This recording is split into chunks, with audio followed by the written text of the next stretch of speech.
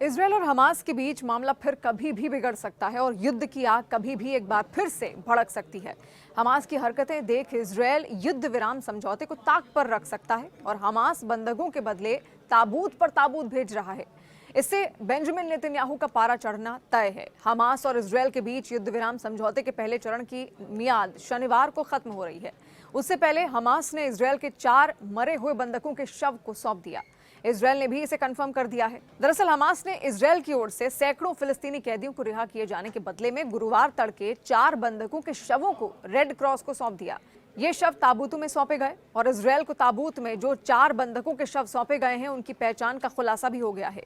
साची इडान, इत्ज़ाग एलगारेट, ओहाद यालोमी और शलोमो मंजूर के शव इजरायल पहुंच गए। ये चारों 7 अक्टूबर 2023 को हमास के नेतृत्व वाले हमले में बंदी बना लिए गए थे। इजरायल के एक सीनियर अधिकारी के मुताबिक हमास ने बंधकों के शवों को रेड क्रॉस को सौंप दिया है। 4 मृत बंधकों वाले ताबूतों को मिस्र के मध्यस्थों की मदद से इजरायली सीमा के जरिए पहुंचाया गया और उसके बाद पहचान की गई। उसकी प्रक्रिया शुरू हुई जब हमास ने बंधकों के शव सौंपे। लगभग उसी समय रेड क्रॉस का काफिला रिहा किए गए कई दर्जन फिलिस्तीनी कैदियों को लेकर इजरायल की ओर जेल से निकला। वेस्ट बैंक के बेतुनिया शहर में जयकारे लगाते परिवारों, दोस्तों और समर्थकों की भीड़ जमा हो गई, जो बस के आते ही उसकी एक झलक पाने के लिए लगातार आतुर वहां पर दिखाई दिए।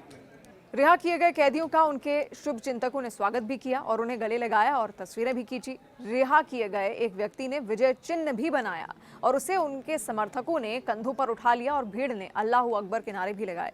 इन कैदियों में से कई 7 अक्टूबर 2023 के हमलों के बाद हिरासत में लिया गया था और उन पर कभी कोई आरोप नहीं लगाया गया।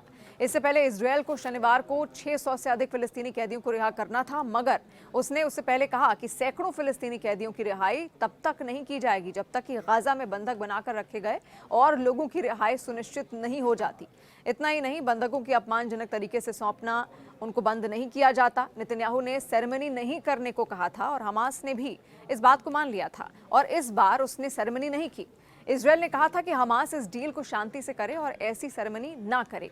इजरायल और हमास के बीच ये अदला बदली रात में एक नाजुक संघर्ष विराम समझौते के तहत हुई। इस अदला बदली से इजरायल और हमास के बीच 42 दिवसीय संघर्ष विराम के तहत आखिरी अदला बदली की शुरुआत हुई है। ये समझौता इस हफ्ते के अंत यानी शनिवार को खत्म हो जाएगा। आगे ये समझौता बढ़ाया जाता है या फिर नहीं, ये देखने वाली बात होगी, लेकिन दोनों पक्षों को इस महीने की शुरुआत में युद्ध को स्थायी रूप से खत्म करने को लेकर बातचीत शुरू करनी थी, मगर ये स्पष्ट नहीं है कि क्या वो बातचीत शुरू हो गई है। हालांकि ताबूत देखकर इजरायल में गुस्से का माहौल है और इजरायल ने आखिर किस मजबूरी में ऐसा सौदा किया है, इस पर भी सवाल उठ रहे हैं। आखिर इजरायल ने 4 शवों के बदले इतने फिलिस्तीनियों को क्यों सौंपा, ये समझ से परे है। मगर इतना तय है कि नेतन्याहू का जब पारा चढ़ेगा तो इजरायल हमास से फिर बदला जरूर लेगा।